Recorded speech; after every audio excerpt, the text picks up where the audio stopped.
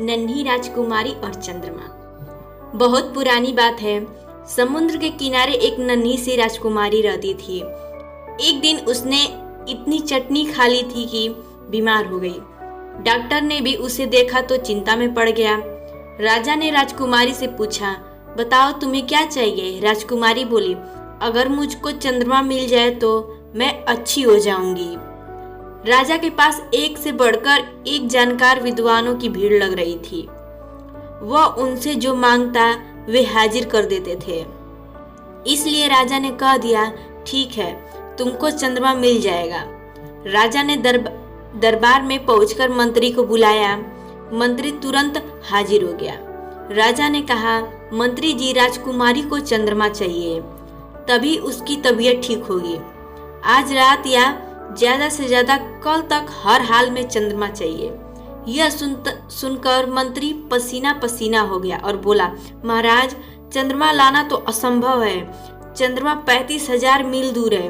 वह पिछले तांबे का बना है और राजकुमारी के कमरे से बड़ा है। मंत्री की बातें सुनकर राजा गुस्सा हो गया। उसने मंत्री को तुरंत जादूगर को हाजिर करने का हुक्म दिया। जादूगर ने नीले रंग का लिबास पहन रखा था। कलीदार टोपी में चांदी के सितारे चमक रहे थे और लबादे पर सोने के उल्लू बने थे। मगर जब राजा ने राजकुमारी की इच्छा बताई तो उसका चेहरा पीला पड़ गया। जादूगर बोला, राजा साहब, चंद्रमा तो कोई नहीं ला सकता। चंद्रमा तो 1,50,000 मील दूर है। हरे पनीर का बना है और महल से 2 गुना बड़ा है। राजा आग बबूला हो गया। उसने कहा, मुझे तुम्हारी बकवास नहीं सुननी। अगर चंद्रमा नहीं ला सकते तो फौरन यहाँ से रफा दफा हो जाओ। तब राजा ने अपने राज्य के सबसे बड़ी गणितज्ञ को बुलाया। वह गंजा था और उसके दोनों कानों में पेंसिल लगी थी। उसके काले चोंगे पर सफेद अंक चमक रहे थे। गणितज्ञ के आते ही राजा ने कहा, देखो, मुझे अपनी बेटी के लिए चंद्रमा चाहिए और तुम्हें इसका जुगाड़ करना है। गणितज्ञ बोला, महाराज, चंद्रमा तो 3 लाख मील दूर है। वह सिक्के की तरह गोल और चपटा है और आसमान में चिपका है। चंद्रमा को कोई भी पृथ्वी पर नहीं ला सकता। राजा गुस्से से लाल पीला हो गया। अब उसने सबसे उबर कर विदूषक को बुलाने के लिए घंटी बजाई। रंग बिरंगी कतरनों से बने कपड़े और टोपी लगाए छलांग मारते वह राजा के पास आ गया और बोला, महाराज, मैं आपकी क्या सेवा कर सकता हूँ? राजा बोला, राजकुमारी को चंद्रमा चाहिए और जब तक राजकुमारी को चंद्रमा नहीं मिल जाता वह ठीक नहीं हो सकती। विदूषक ने पूछा, विद्वानों के मुताबिक चांद कैसा है, कितना बड़ा है और कितनी दूर है?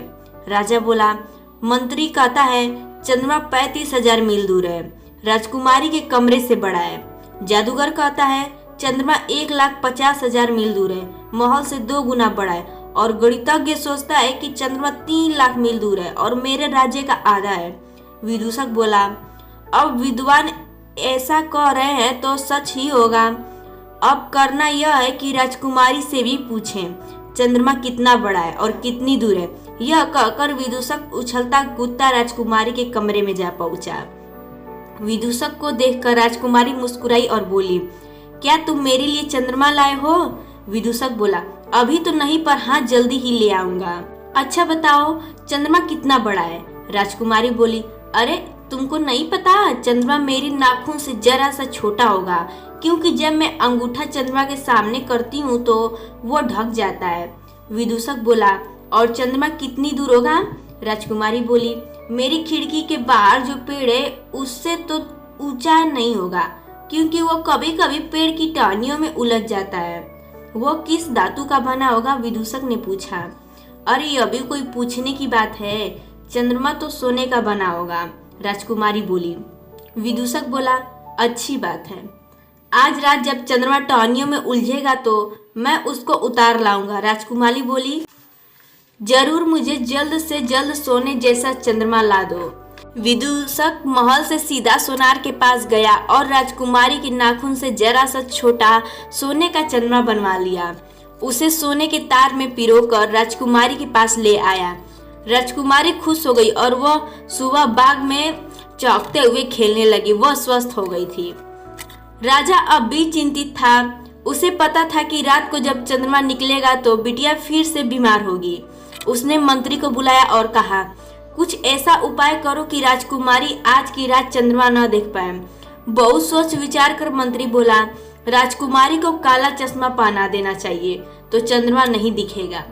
राजा चिड़चिड़ा गया और बोला, अगर राजकुमारी काला चश्मा पहनेगी तो चीजों से टकराएगी, इससे उसे नई बीमारी हो सकती है।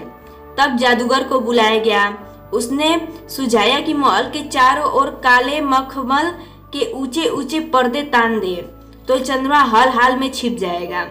राजा को सुनते ही गुस्सा आया, अरे इससे तो बेटी का दम घुट जाएगा। तब गणितज्ञ को बुलाया गया। उसने भी जोड़ घटाकर बताया कि बगीचे में जमकर रंग बिरंगी आतिशबाजी की जाए और इस चकाचौंध में चंद्रमा दिखाई ही नहीं देगा। राजा को इस बात पर इतना गुस्सा आया कि वो चीखने लगा, आतिशबाजी होगी तो बिटिया सो नहीं जाएगी और सोएगी नहीं तो बीमार हो जाएगी। चले जाओ यहाँ से। इन सब के जाने के बाद विदूषक आया। राजा ने, वह देखो राजकुमारी की खिड़की पर चंद्रमा चमक रहा है। अब वह देखेगी कि उसके गले में पड़ा चंद्रमा आसमान में चमक रहा है तो उस पर क्या बताएगी, उस पर क्या बीतेगी। विदूषक चुपके से संगमरमर की सीढ़ियां चढ़कर राजकुमारी के कमरे में पहुंच गया। राजकुमारी बिस्तर पर लेटी चंद्रमा को देख रही थी। उसके हाथ में चंद्रमा का लॉकेट था। विदूषक बोला, कितनी अजीब बात है ना, चंद्रमा आसमान में चमक रहा है जबकि वह तो सोने की जंजीर से सहारे तुम्हारे गले में लटका रहा है। राजकुमारी खिलखिलाती हंस पड़ी, अरे तुम तो एकदम बुद्धू हो, इसमें अजीब बात क्या है, जब मेरा कोई दांत टूट जाता है तो उसी जगह दूसरा नहीं उग जाता। विदूषक बोला, अरे हाँ, जानवर की सींग जड़ जाती है तो वो भी फिर से आ जाती है, इतनी सी बात मेरी अकल में क्यों नहीं आई। राजकुमारी बोली, ऐसा दिन रात रोशनी चंद्रमा सबके साथ होता है।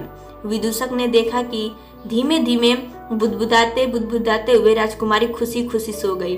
विदूषक मुस्कुराया, वह कमरे से बाहर चला गया।